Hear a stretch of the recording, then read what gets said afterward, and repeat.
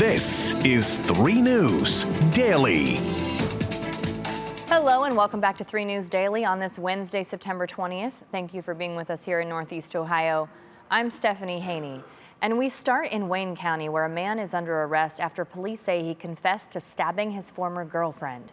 Orville police have arrested 42-year-old Sean Ross. This is after 39-year-old Jessica Dupree was found dead at her home yesterday.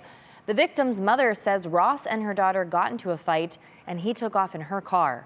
Several hours later, police received a tip that a man who resembled Ross was walking down someone's driveway, and that's when he was arrested. Meanwhile, 2 weeks ago, a strike was narrowly avoided at Cleveland Clinic Lutheran Hospital in Ohio City, but now non-union caregivers are speaking out about work conditions. Former patient care nurse Samantha Schultz says she's been attacked by patients at the hospital more than once. Schultz says after the most recent incident, the hospital gave her the runaround when she filed for workers' compensation. She told 3 News that she feels her safety is not being prioritized. I called my doctor's office at the Cleveland Clinic at work to ask them because I was originally told that they would have to hold a position for me in some way, shape, or form, or I'd have to be compensated. And they asked me right off the bat, "Is this Lutheran? Do you work at Lutheran?" I said, "Yeah." And they said, "Yeah, Lutheran follows their own rules. They don't play by the book. They do whatever they want." Now, 3 News reached out to a Cleveland Clinic spokesperson yesterday to find out more about the specific policy for when a caregiver is assaulted, but we haven't heard back yet. We'll keep you updated as we learn more on this story. In Solon, a 17-year-old high school student is under arrest after allegedly bringing an airsoft plastic pellet gun to school yesterday.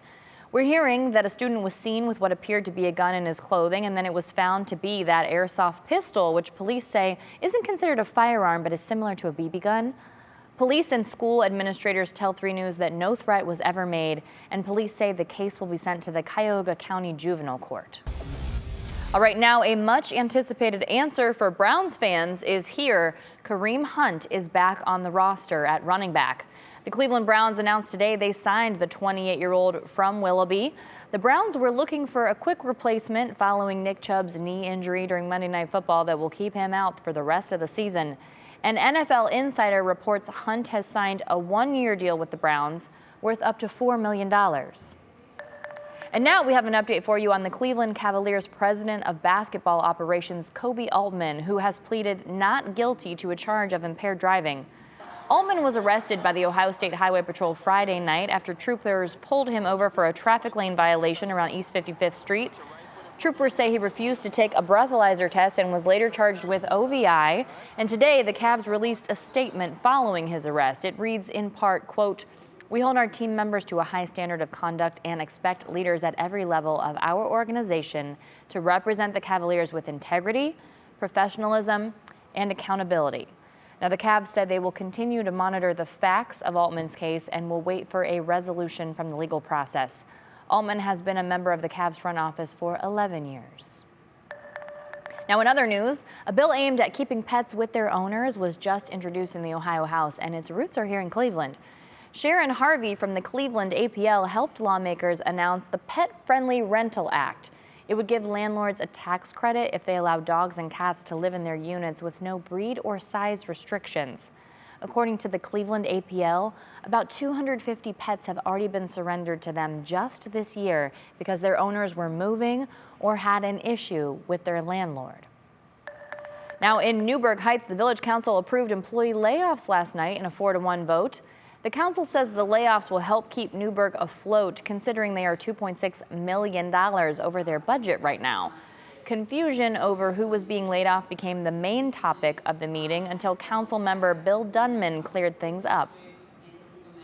The reduction in hours for the administrative assistant, the potential layoffs for 2 personnel in the building department, 1 person in the service department, and a reduction in shift staffing for police and fire. So 3 layoffs total. Now, here's the thing. Those layoffs are expected to save the city roughly $16,000, which is nowhere near the more than $2 million they've found themselves short in the budget. We'll keep you posted if there are developments. Now, to the sports and entertainment world, where a lot of people are wondering if a rumor is actually true. Over the weekend, a photo of Taylor Swift and NFL star Travis Kelce surfaced on social media. and fans have been speculating that the two were dating. Well, it turns out the picture was edited.